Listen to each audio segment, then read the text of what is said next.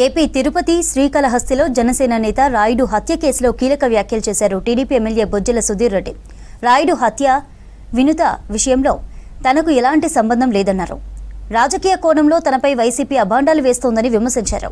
తిరుమల శ్రీవారిని దర్శనం తర్వాత మీడియాతో మాట్లాడిన ఆయన దేవుడి సాక్షిగా రాయుడు హత్య విషయంలో తనకెలాంటి సంబంధం లేదన్నారు.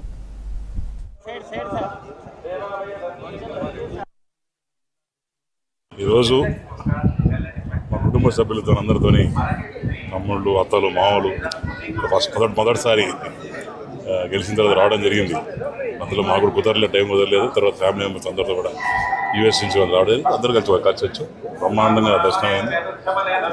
అందరూ బాగుండాలా, సర్వజన సుఖభవంతు అని చెప్పి కోరుకున్నాం. చంద్రబాబు నాయుడు గారు, నారా లోకేష్ గారు కుటుంబం చల్లగుండాలి.